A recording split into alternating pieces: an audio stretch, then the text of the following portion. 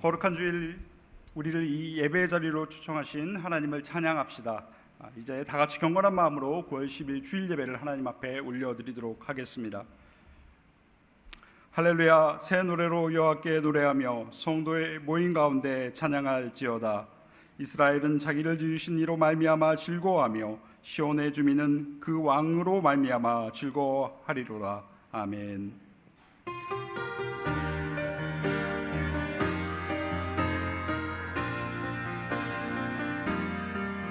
내가 누려왔던 모든 것들이,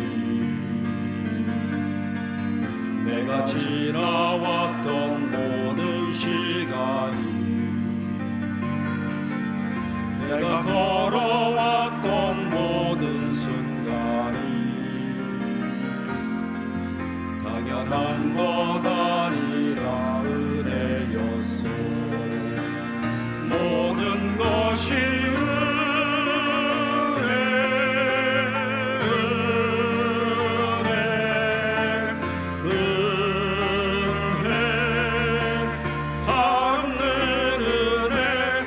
삶에 당연한 건 하나도 없었던 것을 모든 것이 은혜였소.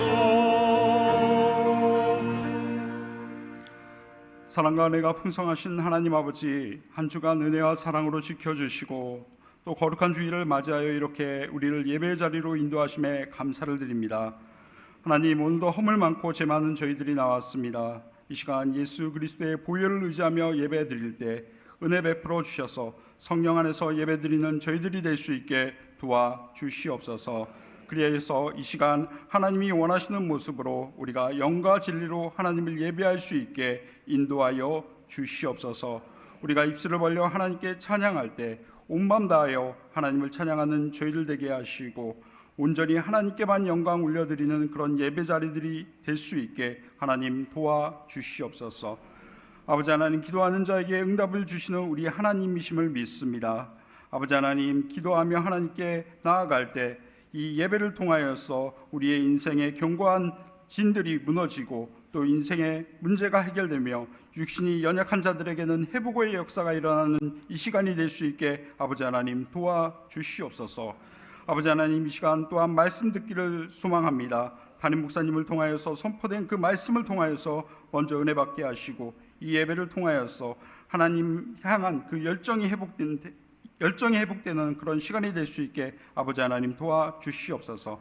우리를 온전한 예배자로 인도하실 하나님을 믿고 감사드리며 우리 주 예수 그리스도의 이름으로 기도드립니다. 아멘.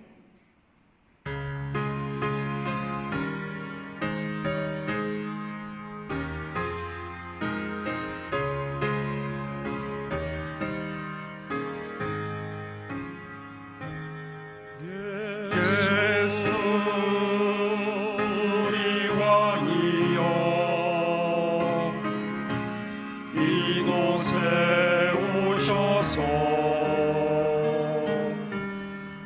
우리가 함께 드리는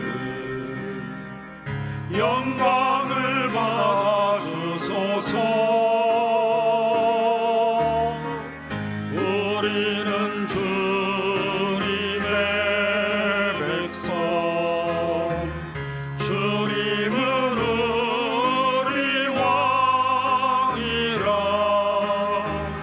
왕이신 예수님 오셔서 좌정하사 다스리소서.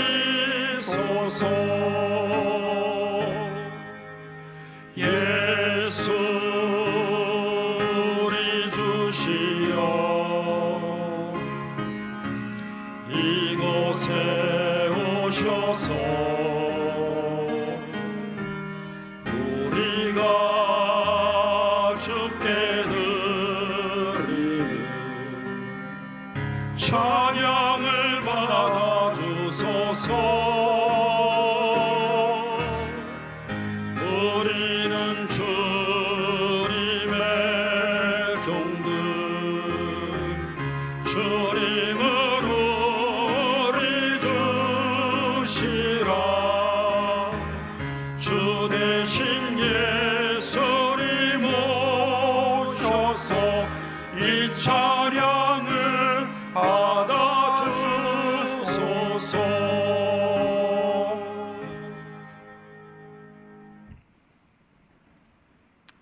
나는 전능하신 아버지 하나님 천지의 창조주를 믿습니다. 나는 그의 유일하신 아들 우리 주 예수 그리스도를 믿습니다. 그는 성령으로 잉태되어 동정녀 마리아에게서 나시고 본디오 빌라도에게 고난을 받아 십자가에 못 박혀 죽으시고 장사된 지 사흘 만에 죽은 자 가운데서 다시 살아나셨으며 하늘에 오르시어 전능하신 아버지 하나님 우편에 앉아 계시다가 거기로부터 살아있는 자와 죽은 자를 심판하러 오십니다. 나는 성령을 믿으며 거룩한 교회와 성도의 교제와 죄를 용서받는 것과 몸의 부활과 영생을 믿습니다. 아멘.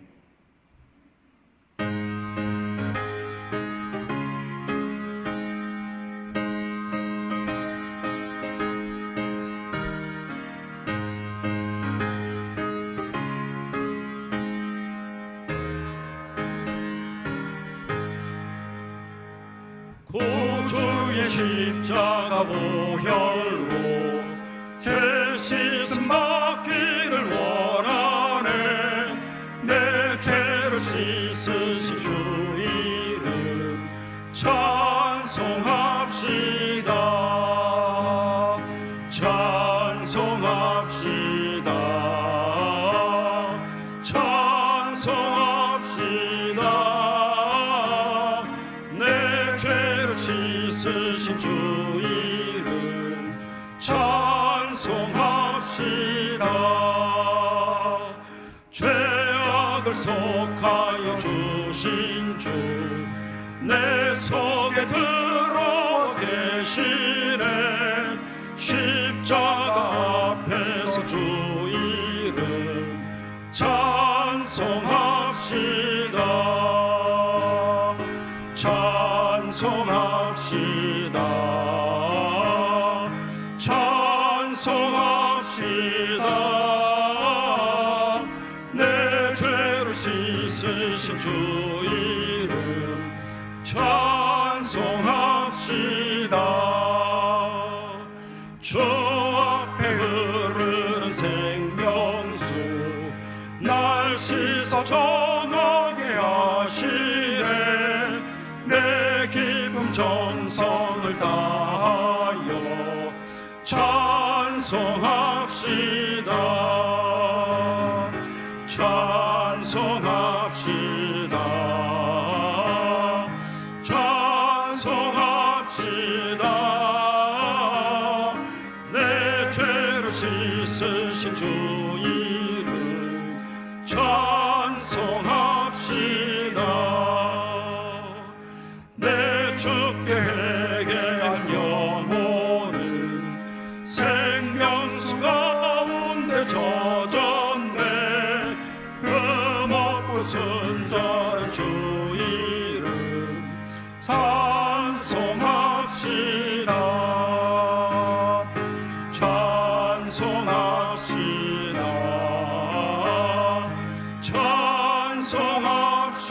찬송합시다. 내 죄를 씻으신 주 이름 찬송합시다.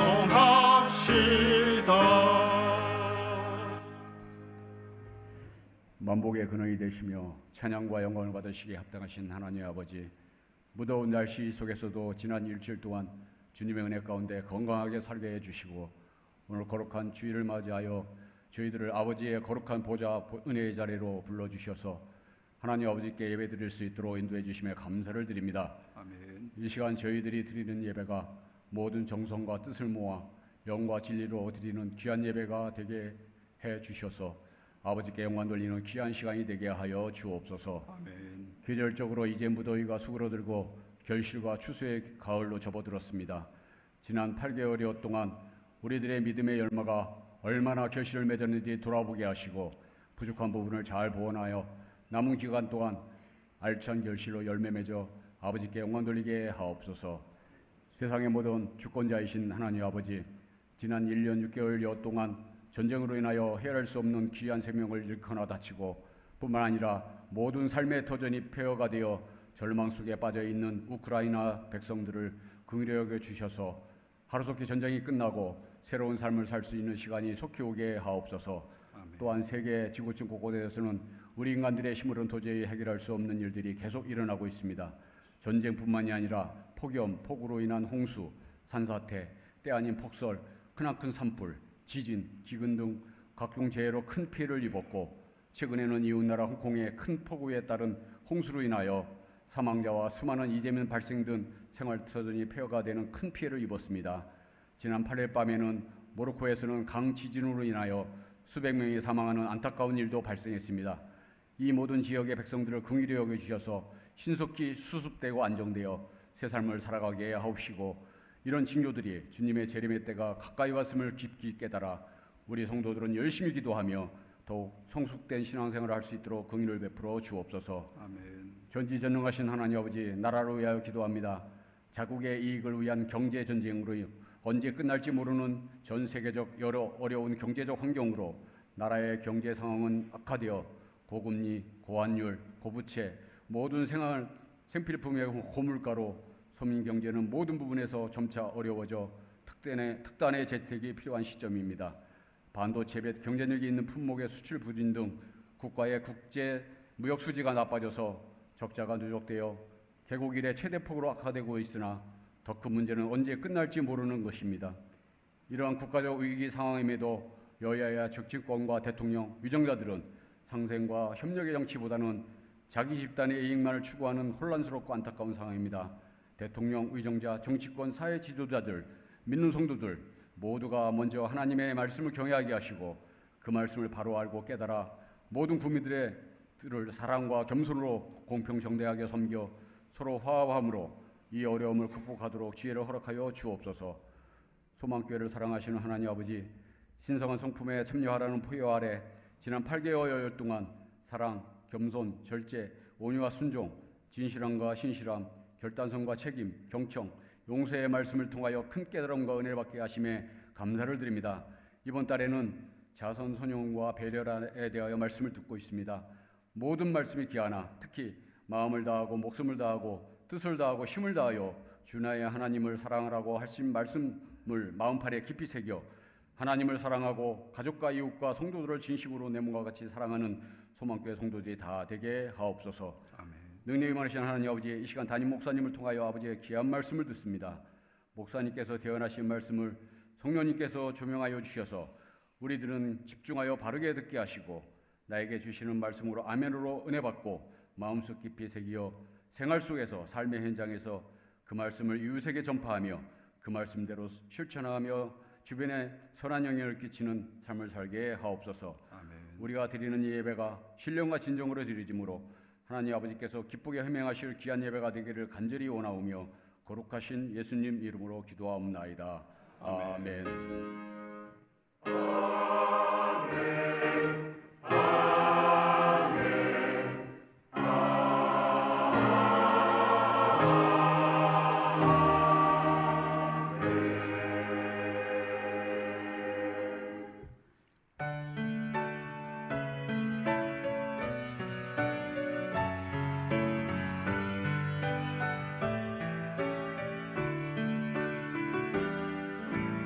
내게 있는 향유가 주께 가져와 그 발 위에 입 맞추고 깨뜨립니다. 주님 다시 이 땅 위에 임하실 그때 주의 크신 사랑으로 날 받아주소서.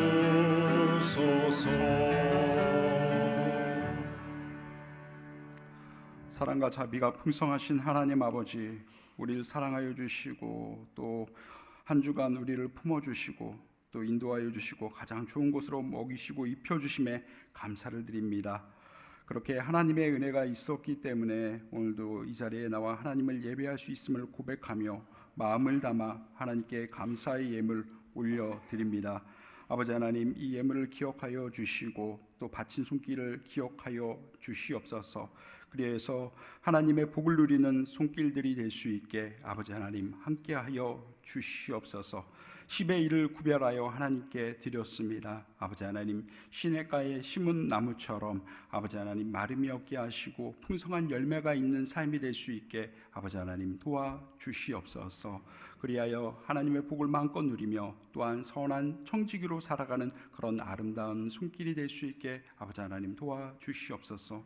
감사의 예물 하나님께 올려드립니다. 아버지 하나님, 적은 것에 감사하였으니 이제 더 큰 것에 감사하게 하시고 범사에 감사하는 그런 손길이 될 수 있게 아버지 하나님 복 내려 주시옵소서. 선교의 예물을 하나님께 올려드립니다. 이 예물이 쓰여질 때 하나님의 뜻이 이루어지며 또 하나님 나라가 확장될 수 있게 아버지 하나님 도와주시옵소서. 각종 예물을 기억하여 주시고 또 그 마음을 기억하여 주시고 하나님께서 복 주실 때 하늘의 복과 땅의 기름진 복이 임할 줄로 믿습니다. 그렇게 하나님께서 선하게 역사하실 것을 믿고 감사드리며 축복하며 예수님 이름으로 기도합니다. 아멘.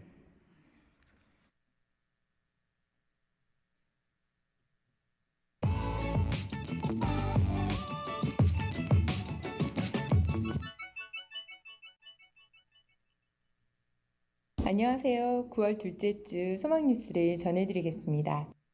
내일부터 3일간 평창 한화 리조트에서 제58회 총회가 개최됩니다. 본교회에서 담임 목사님과 최근식 장로님, 전육일 장로님이 대의원으로 참석합니다. 은혜 가운데 모든 일들을 잘 마치고 돌아오도록 기도 부탁드립니다. 매주 화요일 저녁 9시부터 줌으로 인도자 교육이 있습니다. 하나님의 말씀을 잘 배워서 잘 가르치고 나눌 수 있기를 바랍니다. 이번 주 토요일에 50대를 위한 수련회가 10시부터 2층 바우롤에서 있습니다. 1층 게시판을 보시고 신청해 주시기 바랍니다. 회비는 10,000원입니다. 2023년 소망교회 정교인이 함께 만드는 단 한 권의 필사성경을 제작하고자 합니다. 성경 범위를 나눠서 한마음으로 필사하고 추수감사주일에 예배 중 봉헌식을 하겠습니다. 하나님의 말씀을 기록하며 은혜를 누리는 기회가 되시기 바랍니다. 9월 17일까지 1층 게시판에 신청해 주시고 펜과 필사용지는 9월 17일부터 사무실에서 받아가셔서 필사 후에 10월 15일까지 제출해 주시기 바랍니다. 말씀에 물들다. 2023년도 소망교회 전교인이 함께 만드는 단 한 권의 필사 성경책. 2023년 성경 필사 안내 영상입니다. 신청 기간은 9월 3일부터 9월 17일까지. 필사 기간은 9월 17일부터 10월 15일까지. 제출은 10월 15일까지 사무실로 가져오시면 됩니다. 신청 자격은 소망교회 교인이면 누구나 가능하며 신청 방법은 1층 게시판에 부착된 성경 필사 범위를 확인 후 신청하시면 됩니다.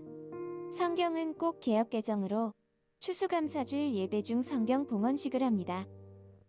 필사 시 주의사항입니다. 필사 도구는 통일하며 필사용지와 전용 펜을 1층 사무실에서 받아가세요. 지워지는 펜이니 오타가 나면 펜 뒷부분으로 지우기. 필사용지에 구김이나 손때 등이 묻지 않도록 유의해주세요. 필사용지가 눌리지 않도록 밑에 받침을 대고 기록해주세요. 성경 말씀 필사자 이름, 장, 절을 기록해주세요. 장을 시작할 때는 중앙 부분에 한 줄로 기록, 장, 절은 페이지를 다 쓴 후 앞 뒷면에 기록해주세요. 제본 일정에 차질이 없도록 필사 마감일을 지켜주세요. 하나님의 말씀을 기록하며 은혜를 누리는 기회, 말씀을 마음에 새기는 은혜의 시간, 여러분을 초대합니다. 놓치지 마세요. 1층 로비에 바자의 기증품함을 마련해 두었습니다. 의류와 공산품을 많이 기증해 주시고 모든 기증품은 깨끗하게 세탁되고 파손되지 않은 물품들로 기증을 부탁드립니다. 여러분의 기증으로 바자회가 더욱 풍성해집니다. 많은 기증을 부탁드립니다.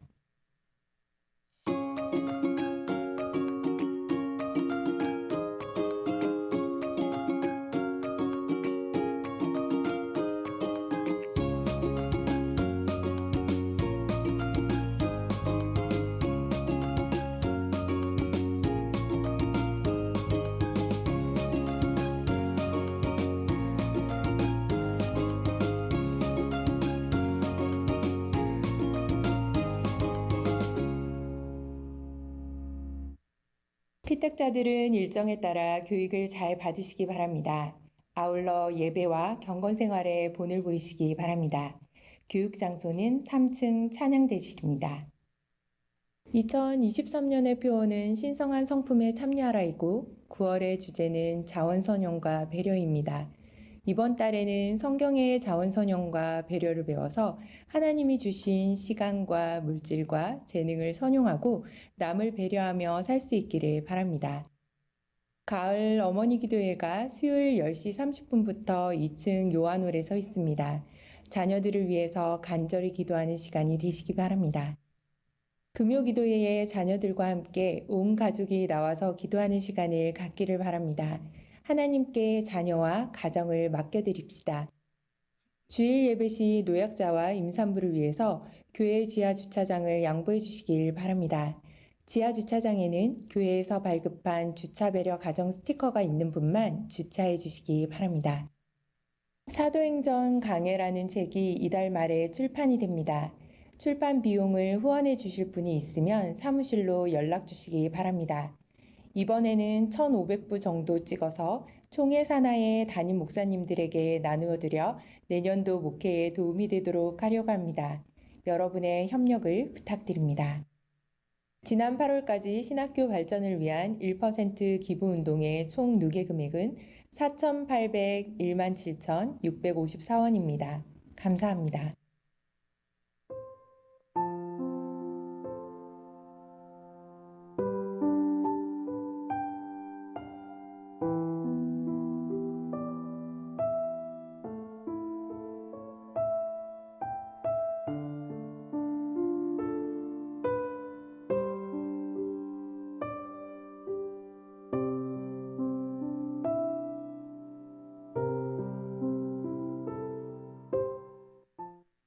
오늘 하루도 예배 가운데 큰 은혜 받으시고 우리에게 주어진 자원을 선용하며 사는 성도님들 되시기를 소망합니다.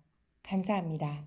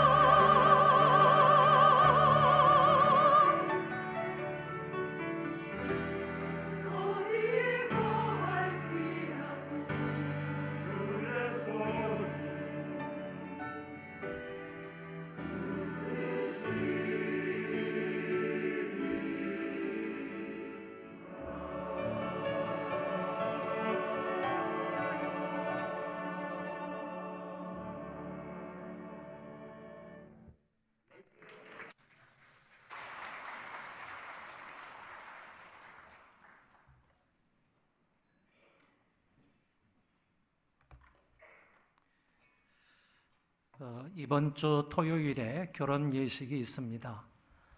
여러분들 많이 기억을 하시고 참여해서 축하해 주시면 감사하겠습니다.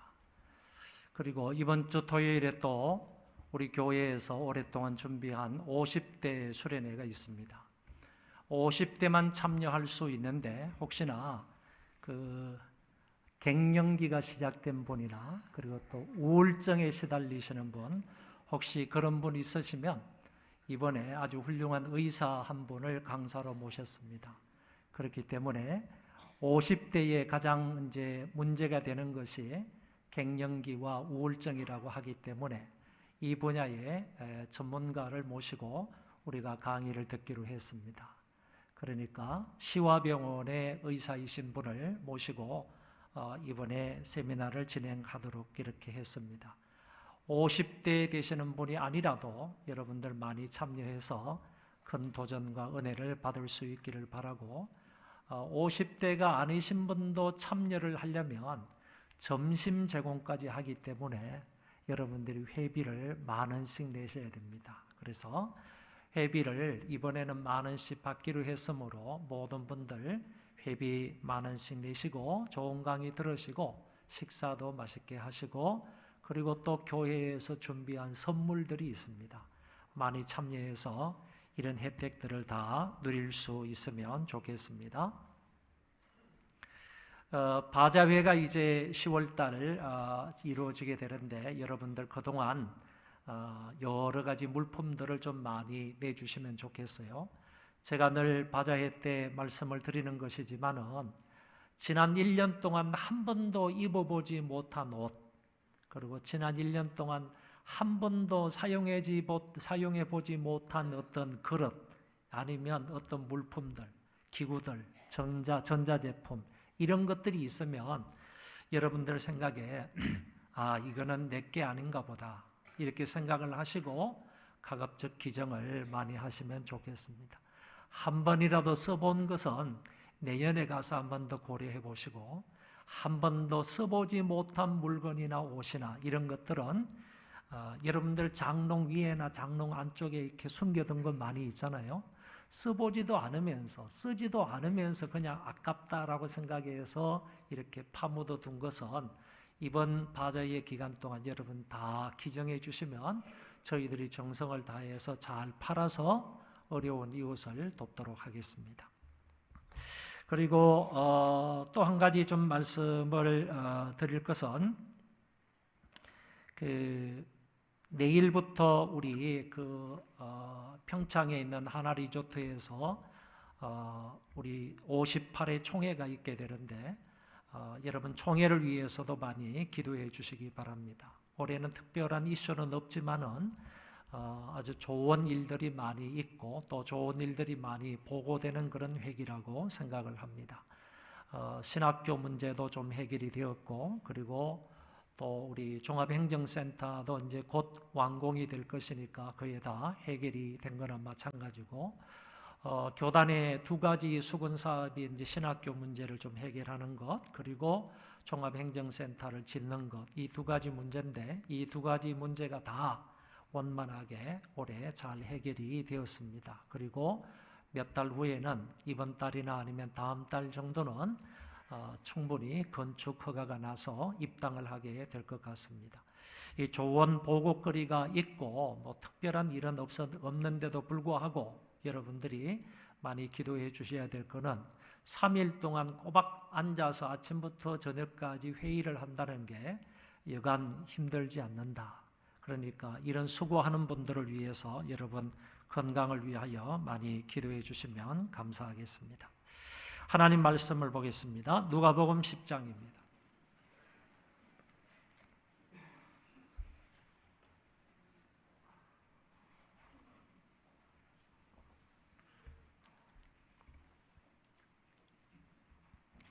누가복음 10장 25절부터 37절까지 제가 봉독하겠습니다. 어떤 율법 교사가 일어나 예수를 시험하여 이르되 선생님, 내가 무엇을 하여야 영생을 얻으리이까? 예수께서 이르시되 율법에 무엇이라 기록되었으며 내가 어떻게 읽느냐? 대답하여 이르되 내 마음을 다하며 목숨을 다하며 힘을 다하며 뜻을 다하여 주 너의 하나님을 사랑하고 또한 내 이웃을 내 자신같이 사랑하라 하였나이다. 예수께서 이르시되 내 대답이 옳도다. 이를 행하라. 그러면 살리라 하시니 그 사람이 자기를 옳게 보이려고 예수께 여짜오되 그러면 내 이웃이 누구니이까? 예수께서 대답하여 이르시되 어떤 사람이 예루살렘에서 여리고로 내려가다가 강도를 만나매 강도들이 그 옷을 벗기고 때려 그의 죽은 것을 버리고 갔더라.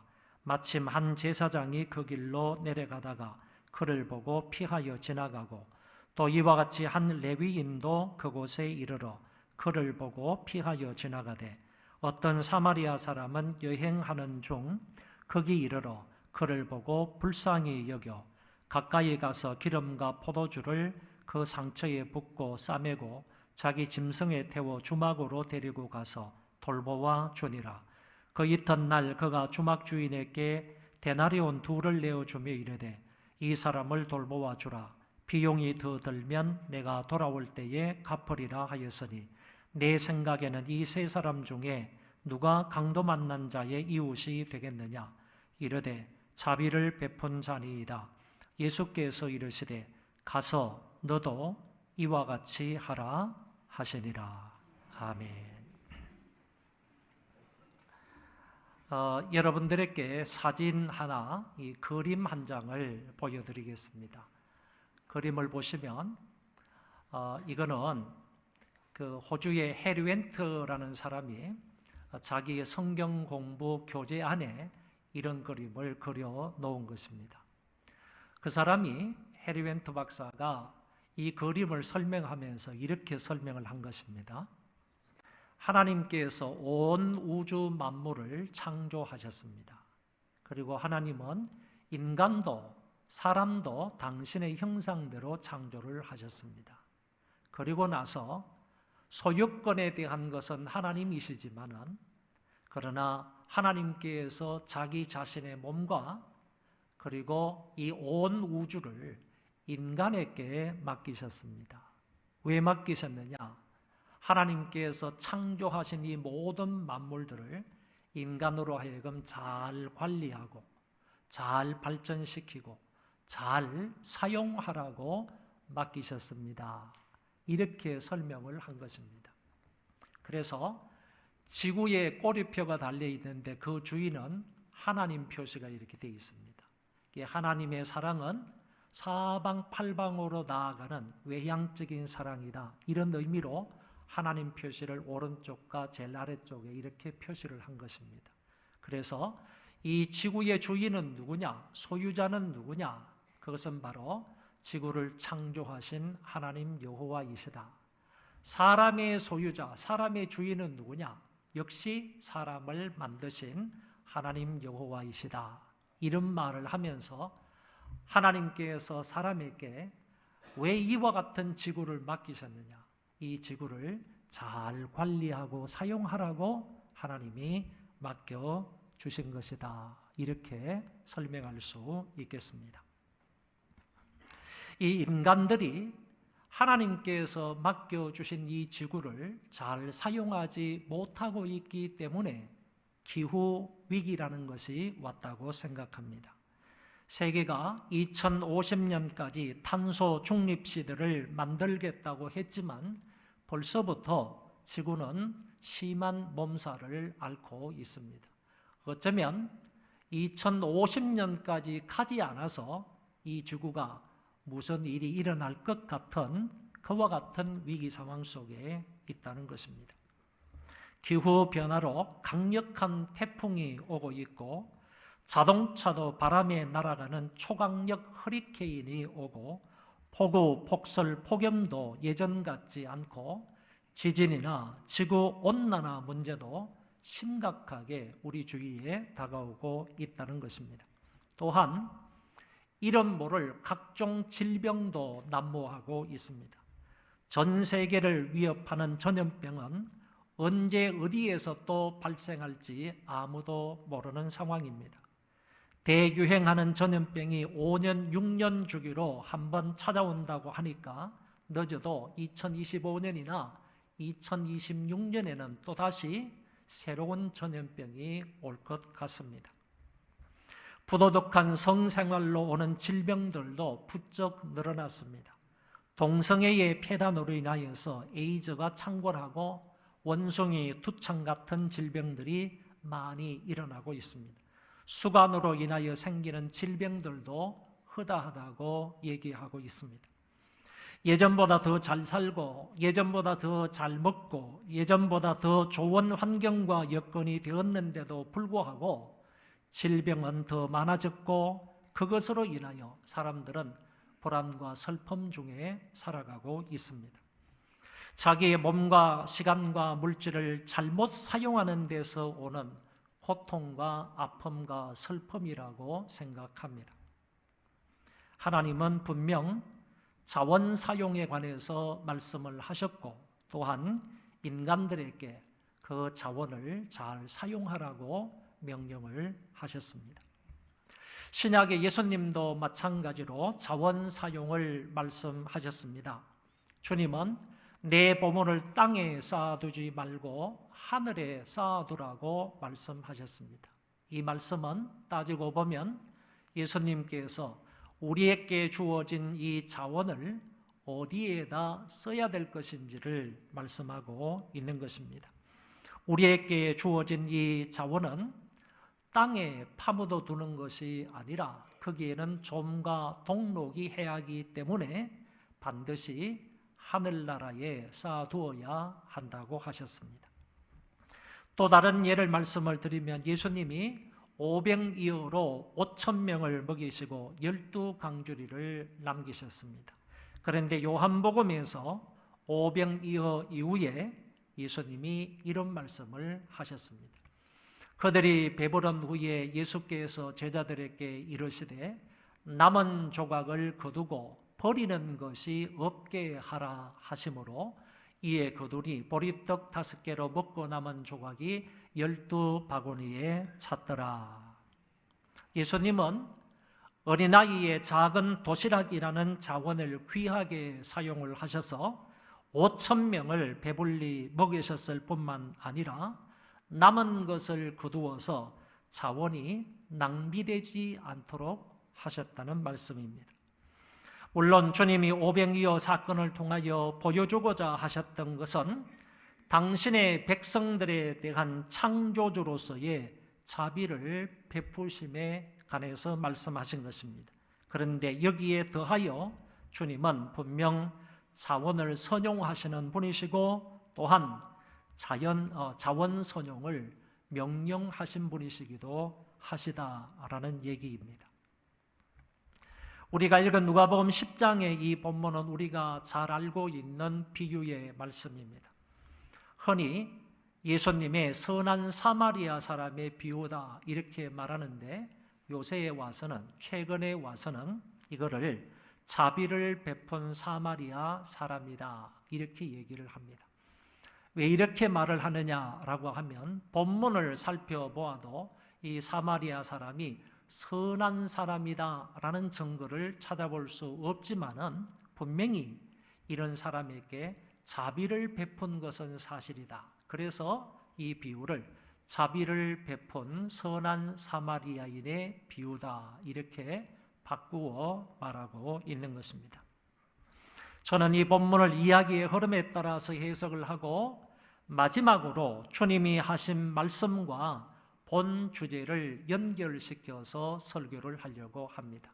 다시 말하면 예수님께서 이 비유를 말씀하시고 마지막으로 가서 너도 이와 같이 하라 하신 그 말씀하고 자원 선용하고는 어떤 연결점이 있느냐, 어떻게 연관이 되느냐 하는 부분에 관해서 설교를 하겠다라는 얘기입니다. 한 율법 교사가 예수님을 시험하려고 질문을 했습니다. 율법사를 마가복음에서는 서기관이다 이렇게 표현을 했는데 율법 교사나 서기관은 같은 직분이다 이렇게 생각하시면 됩니다. 그래서 같은 직분을 다른 말로 표현한 것이다. 이렇게 이해할 수 있습니다. 이 율법의 전문가인 이 율법 교사는 율법을 들이다 연구하는 사람이고 연구한 그 율법을 사람들에게 가르치는 역할을 하는 사람입니다. 그러니까 다른 유대인들보다 율법을 더 잘 알고 있는 사람인데 그 율법에 대한 해박한 지식을 가지고 있는 그 사람이 예수님께 다가와서 예수님을 시험하기 위하여 질문을 했다는 것입니다. 자기가 무엇인가 궁금해서 질문하는 것이 아니고 예수님의 실력을 알아보기 위한 테스트였다고 보는 것입니다. 다가와서 선생님, 내가 무엇을 하여야 영생을 얻으리까? 라고 질문합니다. 이 질문에 예수님께서 율법에 무엇이라 기록되었으며 내가 어떻게 읽느냐라고 되물으셨습니다. 다시 말하면 율법 교사가 이런 질문을 했으므로 율법 안에서 예수님께서 답을 하시기 위하여서 율법에 뭐라고 기록이 되어 있느냐, 그 율법을 내가 어떻게 읽느냐라고 되묻는 질문을 하셨다라는 얘기입니다. 이 율법 교사들은 당시에 손목에 차고 다니는 것이 경문이 있었습니다. 그리고 이마에 붙여 다니는 그런 경문이 있었는데 작은 상자 속에 모세의 오경 가운데 중요한 구절을 작게 써가지고 그걸 두루마리로 말아가지고 여기 이마에나 아니면 손에다가 이거를 차고 다녔단 말이지. 어쩌면 예수님께서 질문을 하실 때 이렇게 질문을 하신 것 같습니다.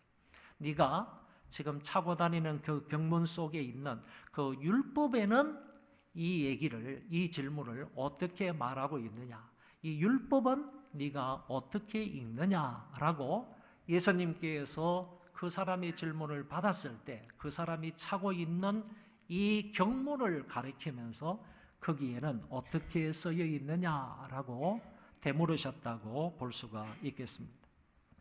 이 질문에 되묻는 이 질문에 율법사는 서슴없이 이렇게 답을 합니다. 내 마음을 다하며 목숨을 다하며 힘을 다하며 뜻을 다하여 주 너의 하나님을 사랑하고 또한 내 이웃을 내 자신같이 사랑하라 하였나이다. 여러분, 율법사가 이렇게 대답을 했는데 유대인들은 율법사가 아니라 할지라도 이 말씀은 어릴 때부터 달달달달 외우고 있는, 암송하고 있는 말씀이기도 합니다. 이 말씀이 바로 쉐마 구절이거든요. 들으라 이스라엘아 라고 말씀하시는 쉐마 구절이기 때문에 이 쉐마 구절은 모든 이스라엘 백성들, 갓난아이 때부터, 어린아이 때부터 이 말씀을 암송했기 때문에 말이 트이기 시작할 때부터 이 말씀은 다 외우고 있는 말씀이기 때문에 쉽게 이 율법 교사가 영생을 얻으려면 이렇게 해야 됩니다 라고 그 대답을 분명하게 얘기했던 것 같습니다. 이 말씀을 들었을 때 주님께서 내 대답이 옳도다, 이를 행하라, 그러면 살리라고 말씀해 주셨습니다. 여러분, 이 말씀에 주의해야 할 필요가 있습니다. 내 대답이 옳다. 예수님께서 율법 교사의 대답을 옳다고 얘기를 했습니다. 그러면서 이를 행하라, 그러면 살리라고 하셨습니다. 네가 암송하고 있는 그 구절대로 행하라. 네가 암송하는 것으로 사는 게 아니고 암송하는 것을 실천할 때 산다. 암송하고 있는 것으로 인하여서 사는 게 아니라는 겁니다. 암송하는 것을 지켜라, 행하라, 순종해라. 그리하면 네가 살리라. 이렇게 주님께서 말씀해 주셨습니다. 여기까지는 좋았는데 이때 갑자기 그 율법사가 예수님의 말꼬리를 잡고 이렇게 또다시 질문을 합니다. 내 이웃을 내 자신같이 사랑하라는 그 말씀을 근거로 그러면 내 이웃이 누구입니까? 자기를 돋보이기 위해서, 자기를 드러내기 위해서 예수님께 이런 질문을 또 한 것입니다. 사랑해야 할 대상 중에 하나님은 알겠는데 몸과 마음과 뜻과 정성을 다해서 하나님을 사랑하라. 그 사랑해야 할 하나님은 알겠는데 내 이웃을 내 자신같이 사랑하라고 했을 때 그 내 자신같이 사랑해야 할 내 이웃이 누구냐, 이것이 누구냐. 그 부분에 관하여서 율법 교사가 다시 질문을 한 것입니다. 내 이웃이 누굽니까? 질문했을 때 그 다음부터 예수님께서 오늘 본문의 핵심인 이 자비를 베푼 사마리아인의 비유를 말씀해 주셨다라는 것입니다. 여러분, 이 비유를 말씀하시면서 예수님께서 굳이 이 자비를 베푼 사마리아 사람, 유대인이 아닌 사마리아 사람을 들어서 비유로 말씀하신 이유가 어디 있느냐라고 하면, 이미 예수님께서는 저 사람이 말하고 있는데 지금 율법 교사가 자기에게 질문을 하는 가운데서 내 이웃이 누구입니까? 라고 했을 때 유대인들의 생각 속에 있는 내 이웃은 이방인과 사마리아 사람이 제외된다는 거예요. 이 사실을 예수님이 알아셨다는 거죠. 알고 계셨다는 거예요. 유대인들의 생각에는 내 이웃, 내가 도움을 줘야 할 이웃은 이방인들은 제외되는 거예요. 사마리아 사람도 제외되는 거예요. 이 사람들은 완전 개 취급을 하고 잡종 취급을 하고 혼혈족 취급을 하기 때문에 이방인과 사마리아 사람은 내 이웃에 해당되지 않는다는 개념을 유대인들은 가지고 있단 말이에요. 율법 교사도 당연히 그런 개념을 가지고 있는 거예요. 가지고 있기 때문에 예수님께서 이제 선한 사마리아 사람, 자비를 베푼 이 사마리아 사람에 대해서 비유를 말씀을 하시는 이유가 바로 거기 있는 거예요. 이 사람이 가지고 있는 그 고정관념, 잘못된 개념을 예수님께서 비유를 통하여서 나중에 깨트려 부수기 위해서, 그 사람의 유대인들이 가지고 있는 이웃에 대한 고정관념을 깨트리시기 위해서 주님께서 일부러 자비를 베푼 한 사마리아 사람에 대해서 비유로 말씀을 하셨다라는 것입니다. 어떤 사람이 예루살렘에서 여리고로 내려가다가 강도를 만났습니다. 예수님께서는 이 길을 잘 알고 계셨습니다. 이 길이 얼마나 험난한 길이고 그 다음에 어느 정도 길이고 강도들이 자주 출몰을 하는 그런 길이다라는 사실을 잘 알고 이렇게 말씀을 하셨습니다. 강도들이 그 사람의 옷을 벗기고 때리고 그의 죽은 것을 버리고 갔습니다. 물건만 빼앗은 것이 아니고 옷까지 홀딱 벗겼다, 그런 얘기입니다. 사람의 목숨까지 빼앗을 작정을 한 것입니다. 그의 죽은 것을 버리고 갔습니다. 이때 한 제사장이 그곳을 지나가다가 그를 보고 피하여 지나갔습니다. 이때의 제사장은 주 임무가 무엇이었는가 하면 성전에서 희생 제물로 하나님 앞에 제사를 드리는 일이었습니다. 아마도 이날에도 그는 성전에서 제사장 직무를 잘 감당을 하고 자기 집인 여리고로 내려갔던 것으로 생각을 합니다. 당시 여리고에는 제사장들과 레위인들이 많이 모여서 살았다는 증거가 있습니다. 그리고 그 제사장이 분명 강도 만난 사람을 보았지만 의도적으로 그 사람을 피하여서 지나갔다고 했습니다. 이 제사장의 도피 장면을 성경은 분명히 보고 피하여 지나갔다, 보았습니다. 그래서 피했습니다. 그 사실을 지나갔습니다. 분명하게 말씀해 주시는 것을 엿볼 수가 있는 것입니다. 제사장이 피하여 간 이유에 대해서는 여러 가지 견해가 있지만 두 가지만 말씀을 드리면, 첫째, 자기도 강도 때를 만나게 될지도 모른다는 두려움 때문에, 이 사람이 강도를 만나서 그만 죽게 생겼는데 나도 강도를 만나서 이 사람처럼 그만 죽게 되면 어떻게 하느냐, 그 두려움 때문에 그 사람을 도와주지 아니하고 지나쳐갔다. 두 번째 이유는 그 사람이 이미 죽었을 것이라고 판단을 해서 내가 만약에 시체를 만지게 되면 나는 부정한 사람이 되어서 제사장의 직무를 감당할 수가 없단 말이죠.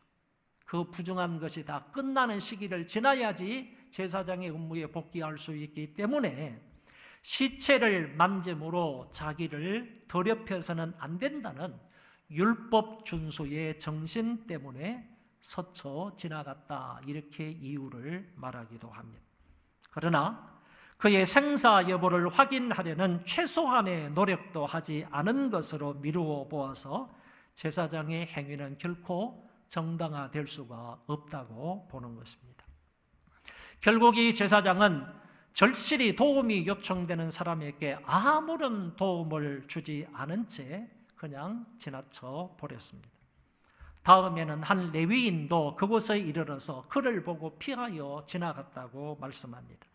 레위인도 제사장과 마찬가지로 하나님과 백성에게 봉사하기 위하여 성별된 지파입니다. 레위인은 제사장보다는 지위가 낮지만 유대의 종교적 특권층에 속한 사람들인 만큼 모든 사람들의 모범이 되어야 마땅합니다. 이 레위인은 앞서 지나간 제사장과는 달리 그 사람에게 다가가서 보기는 보았습니다. 제사장은 그냥 스쳐 지나갔지만은 이 레위인은 가가지고 그 사람의 상태가 어느 정도인지는 살펴보았습니다. 그러나 그 사람에게 아무런 도움을 주지 아니하고 이 사람 역시 지나쳐 버렸습니다. 세 번째, 어떤 사마리아 사람은 여행하는 중에 그 광경을 보았습니다. 앞에 두 사람은 유대인이었고 세 번째 지나가는 사람은 사마리아인이었다고 분명히 말씀하고 있습니다. 더구나 앞에 두 사람은 유대인 중에도 유대교 지도자들이었으나 당시 사마리아인은 그들에 비하면 사람 취급을 받지 못하는 정말 비참한 부류의 존재들이었습니다. 그리고 유대인들은 자신들은 순수한 아브라함의 자손이고 이 사마리아 사람들은 혼혈적으로 취급을 했습니다. 정오하는 사람들이었고 그리고 멸시했던 사람들이었습니다. 그래서 유대인들은 사마리아 사람들을 천민 계급에 속한 사람으로 이해를 했고 아울러서 개 취급을 했던 사람들이 바로 사마리아 사람들입니다. 그런데 바로 그 사마리아 사람이 피투성이가 되어서 누워있는 그 강도 만난 사람을 불쌍히 여겨서 가까이 갔다는 말입니다. 이것이 이웃을 위한 자원선용의 첫 번째 단계입니다. 불쌍한 사람을 불쌍히 여기는 겁니다. 가련한 사람을 가련히 여기는 거예요. 그리고 나서 그 사람에게 다가가는 것, 이게 자원선용의 이웃사랑의 첫 번째 단계이다라는 말입니다.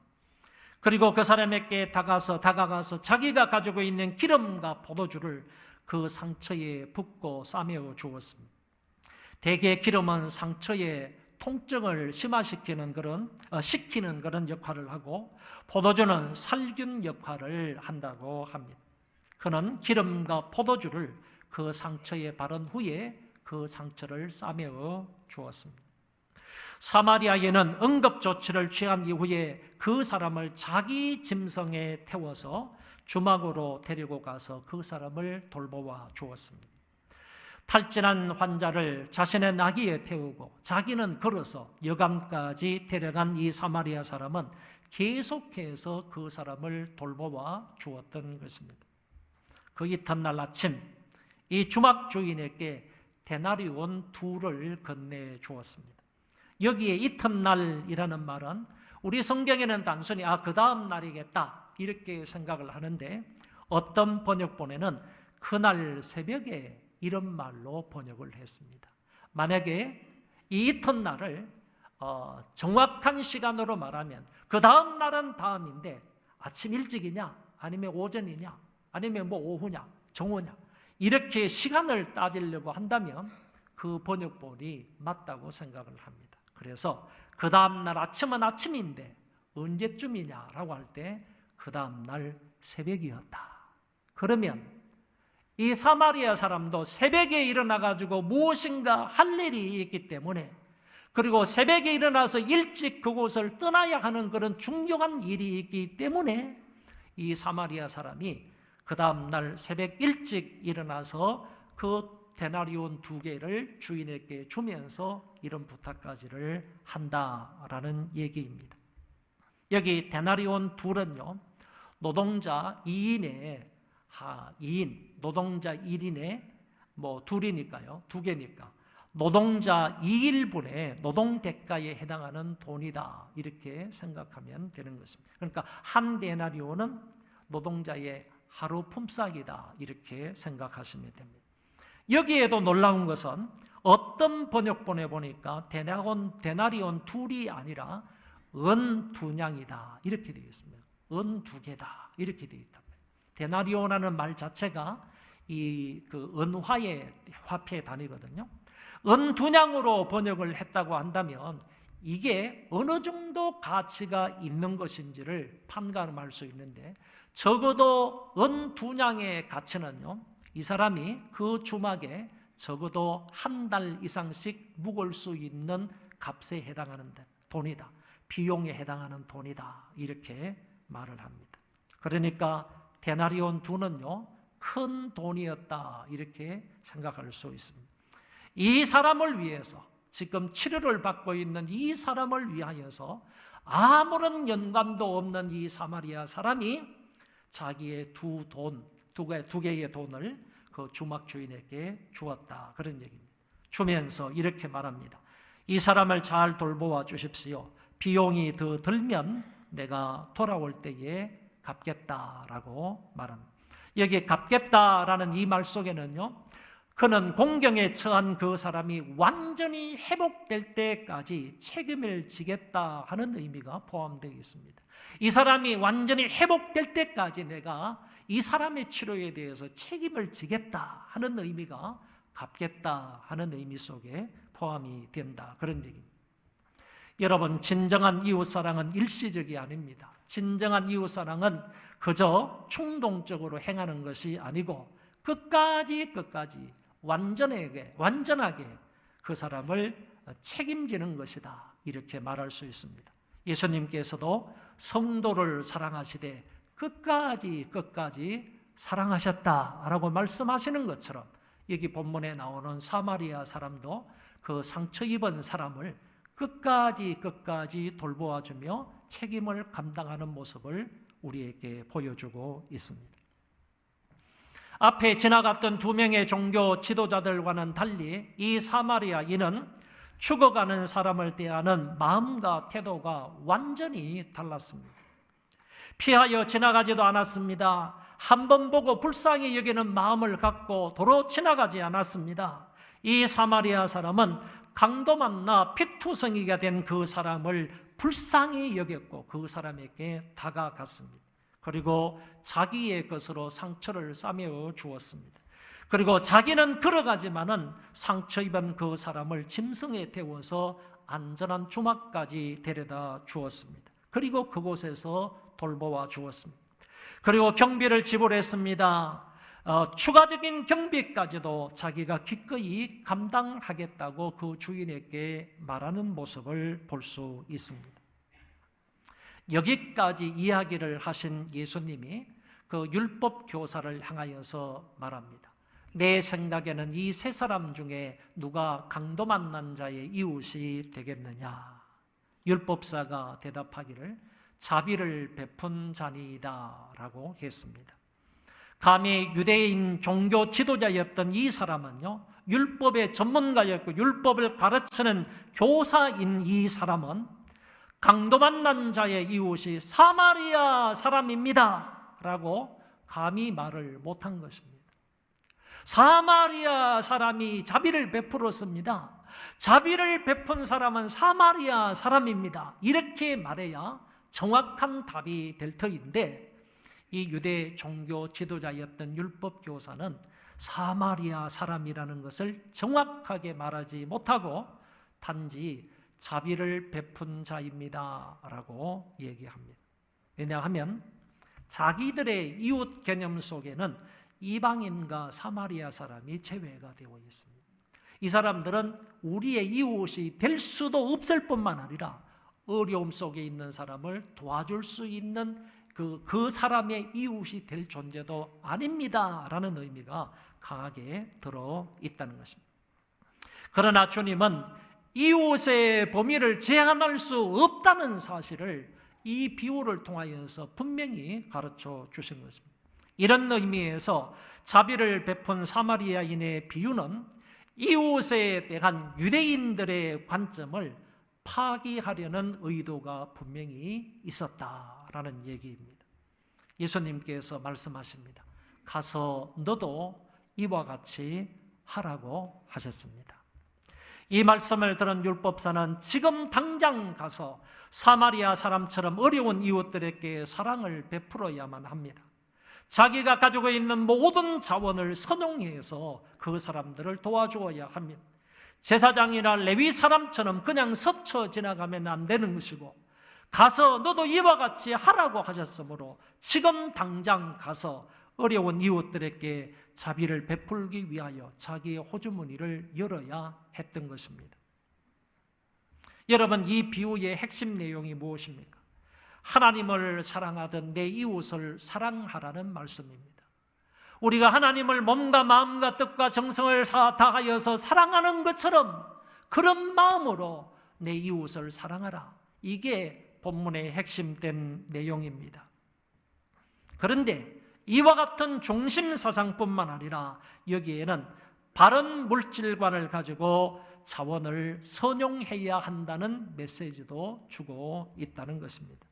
그 핵심 내용과 연결을 해서 자원 선용에 관한 주제를 좀 더 설명을 하도록 하겠습니다. 누가복음 19장에 보면 삭개오라는 인물이 나옵니다. 이 사람은 부자였고 키가 작은 사람이었습니다. 그러니까 삭개오는 사회적으로는 장점을 가지고 있었죠. 부자니까. 사회적인 장점은 가지고 있었지만 자기 육체적으로는 아주 큰 단점을 가지고 있었습니다.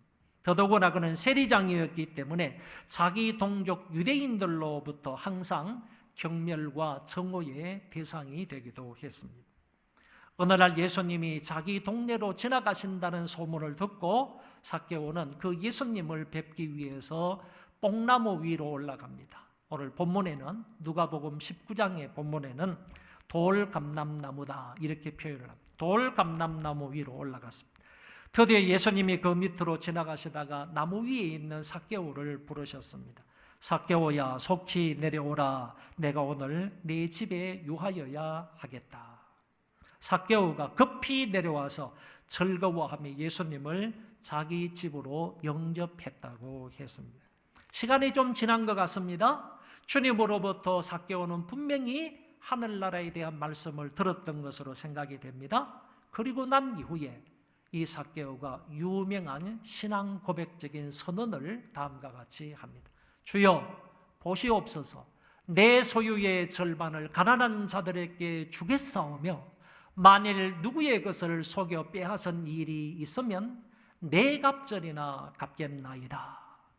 두 가지를 삭개오는 말하고 있는 첫 번째는 내가 가지고 있는 재산 절반을 딱 잘라가지고 가난한 이웃들에게 나누어 주겠습니다.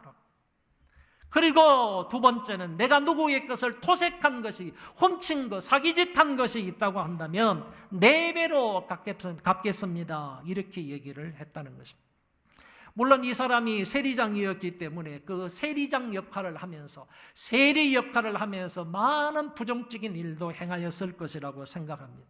남의 물건을, 남의 것을 도둑질한 것도 없지 않아 있을 거고요. 뇌물이나 과도하게 징수를 해서 자기가 그것을 착복한 일도 많이 있었을 것으로 생각합니다. 불의한 방법으로 물질을 취한 것이 있다면 내가 4배로 갚겠습니다. 이렇게 얘기를 한 것입니다. 성경의 배상법에 보면요, 손해를 입혔을 때 그것을 배상해 주는 그런 법이 성경에 있는데, 성경의 배상법을 보면요, 원금의 5분의 1을 더하여서 배상하도록 되어 있습니다. 내가 만약에 저 사람한테 1,000원의 손해를 입혔으면 1,000원에다가 플러스 5분의 1, 200원을 더하여서 1,200원을 갚도록 성경은 되어 있다. 그런 얘기입니다. 그런데 오늘 여기 본문에 나와 있는 삭개오는 그 정도가 아니라는 겁니다. 내가 남의 물건을 토색한 일이 만약에 있다면 원금의 4배를 갚겠다는 거예요. 1,000원의 손해를 입었으면 내가 그 사람에게 4,000원을 갚겠다. 1,200원을 갚겠다는 얘기가 아니라 4,000원을 갚겠습니다. 라고 고백하고 선언하는 장면을 엿볼 수 있습니다. 삭개오의 이 같은 행동은요, 외적인 행동으로 내적인 변화를 증명하는 것이다 라고 말합니다. 한번 따라하겠습니다. 외적인 행동으로 내적인 변화를 증명하는 것이다. 다시 한번요. 외적인 행동으로 내적인 변화를 증명하는 것이다. 지금 이 삭개오는 내적인 변화가 아주 심각하게 일어난 거예요. 예수 그리스도로 말미암아 내 심령의 변화가 일어난 거예요. 그분의 말씀을 통하여서 이 삭개오의 심령의 변화가 일어나는 거예요. 내적인 변화가 일어나는 거예요. 그 내적인 변화를 무엇으로 밝히 드러내느냐 하면은 외적인 행동으로 드러내 보이는 거예요. 그 외적인 행동을 보면서 삭개오의 내면의 변화가 저렇게 위대하게 일어났구나 하는 사실을 알 수 있게 된다는 말. 예수 그리스도를 통하여서 온전히 새 사람이 된 그 사람이 어떻게 외적인 행동을 통하여서 드러내 보이느냐 하면은 이렇게 말하는 것, 이렇게 행동하는 것을 통하여서 드러내 보인 거예요.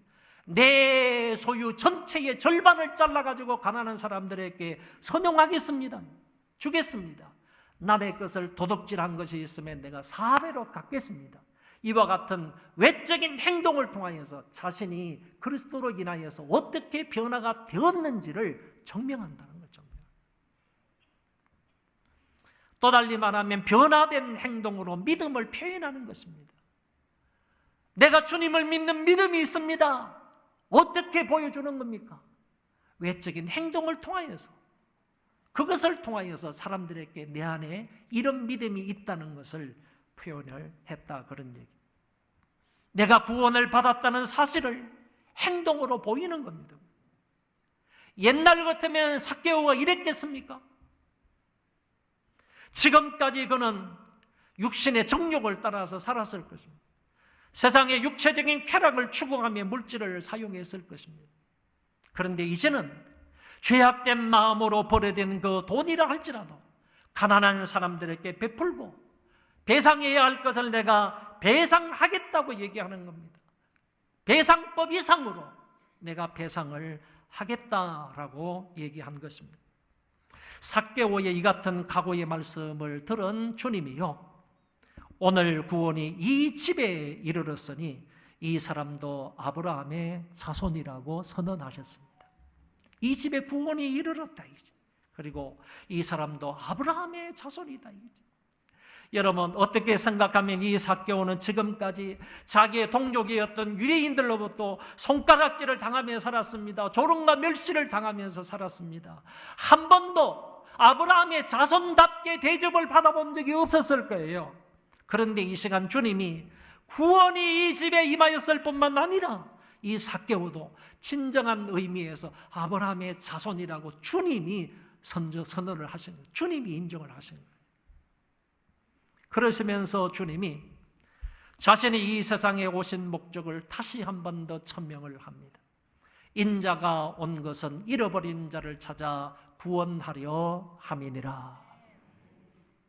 삭개오 같은 이런 잃어버린 자도 우리 주님께서 찾아서 구원하시기 위해서 이 세상에 오셨다는 거예요. 그리고 또 한 가지, 이 삭개오가 아브라함의 자손이라고 한다면 아브라함의 자손 가운데에서도 잃어버린 자가 있다는 얘기예요. 그런 사람을 우리 주님께서 구원하시기 위해서 이 세상에 오셨다 하는 점을 이것을 통하여 분명하게 밝혀주셨습니다. 여러분, 삭개오는 주님을 만나고 난 이후에요, 그 물질관이 완전히 바뀌어졌습니다. 세계관이 완전히 바뀌어졌습니다. 인생관이 완전히 바뀌어졌습니다. 그래서 주님을 만나고 새 사람이 되고 믿는 사람이 되고 난 이후에 그 사람은 이제 자원을 선용하게 되었습니다. 물질을 나누게 되었습니다. 잘못한 것을 배상할 줄 알았습니다. 그리고 물질을 지금까지는 땅에만 쌓아두었는데 이제부터는 하나님 나라를 위하여 쓰기 시작을 했습니다. 오늘 말씀의 결론입니다. 예수님이 율법사의 질문을 받아서 내 이웃이 누구인지를 자비를 베푼 사마리아 사람의 비유를 통하여 대답해 주셨습니다. 이 비유를 마치면서 예수님께서 너도 가서 이와 같이 하라고 하셨습니다. 우리도 사마리아 사람처럼 어렵고 고통 중에 있는 사람들을 불쌍히 여기며 그들에게 다가가서 그들의 상처를 싸매어주고 그들을 돌보아주고 치료해주기 위하여서 우리의 호주머니를 열고 우리의 자원을 선용해야 하겠습니다. 제가 이런 말을 자주 드렸습니다. 여기에 강도 만난 사람 주위에 세 그룹이 있다고 했습니다. 여기에 강도 만난 사람이 있으면 세 그룹이 있는 거예요. 첫째 그룹은 강도입니다. 두 번째 그룹은 제사장과 레위인입니다. 세 번째 그룹은 사마리아 사람입니다. 그런데 첫 번째 이 사람 강도는 어떤 물질관을 가지고 있는가 하면은 네 것도 빼앗으면 내끼 된다. 이런 물질관을 가지고 있어요. 강도는 항상 그런 심보로 사는 거잖아요. 네 것도 빼앗으면 내끼 된다. 이런 심보로 살아가는 사람이 강도입니다. 제사장과 레위인은 내 거는 내 거니까 내가 지키겠다라는 물질관을 가지고 있는 거예요. 그런 반면에 사마리아 사람은요. 하나님께서 나에게 맡겨주셨는데 당신이 필요하다면 당신을 위해서 이것을 쓰겠습니다. 라는 물질관을 가지고 있는 거예요. 그러니까 강도와 같은 심보를 가지고 있는 사람은 자원 선용을 못하는 거예요.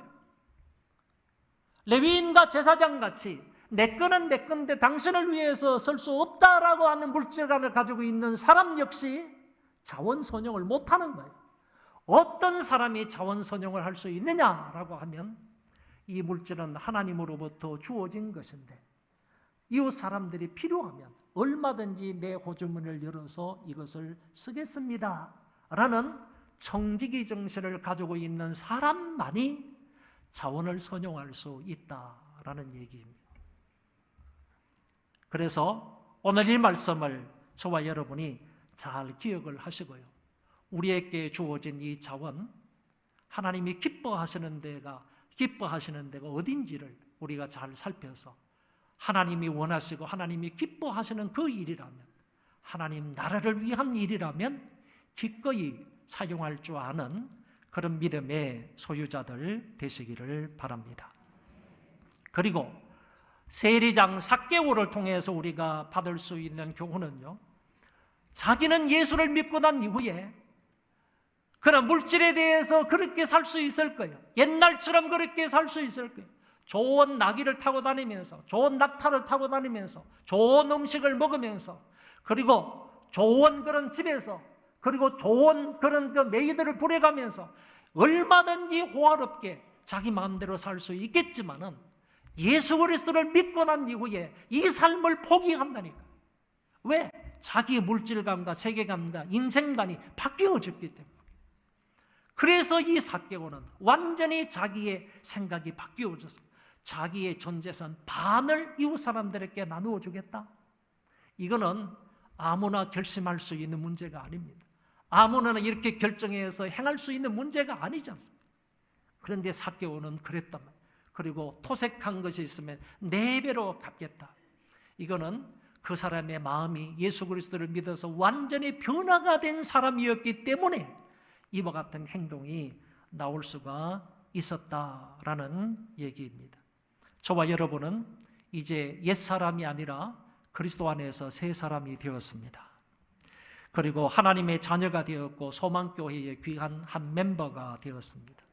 여러 가지 직분도 맡았습니다.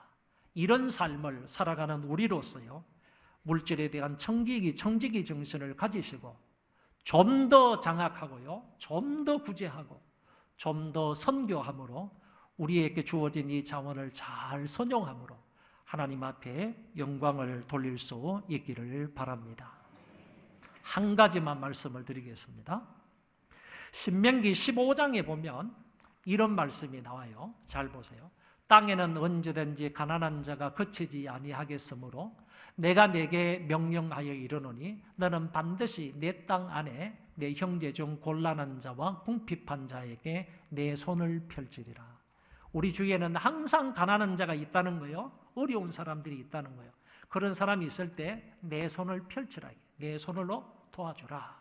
만약에 그렇게 한다면 하나님께서 그 사람에게 어떤 복을 주시겠다고 약속을 하셨는가 하면은 이로 말미암아 자원선영으로 말미암아 내 하나님 여호와께서 내가 하는 모든 일과 내 손이 닿는 모든 일에 내게 복을 주시리라.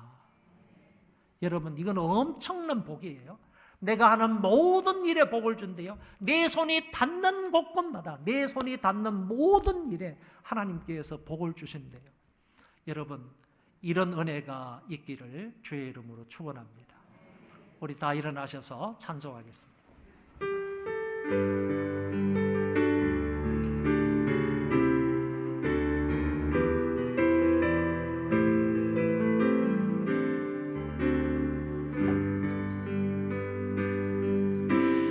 나 주님의 기쁨 되기 원하네.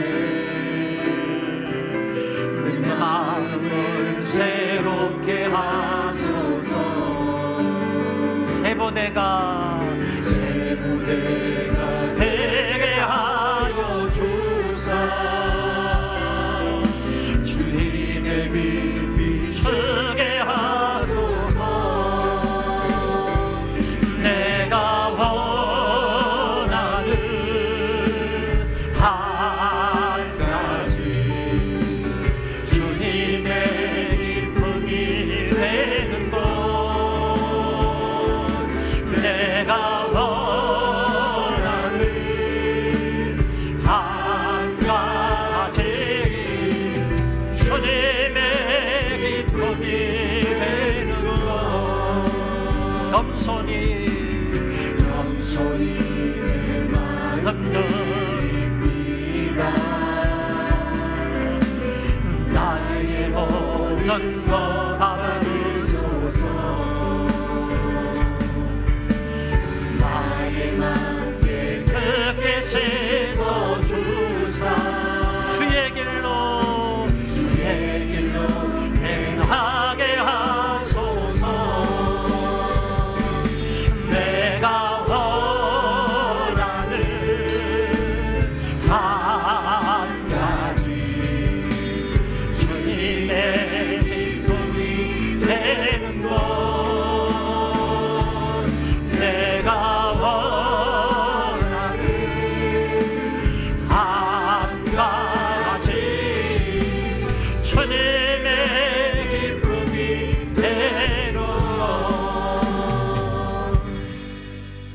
우리 주 예수 그리스도의 은혜와 하나님 아버지의 사랑하심과 성령의 교통하심이 오늘 모여서 예배를 드리고 돌아가며 이제 이후로 이 사람들과 같이 자원선영을 잘 하면서 하나님을 기쁘시게 해드리기를 원하는 하나님의 모든 권속들 머리머리 위에 이제로부터 영원토록 함께 있을지어다.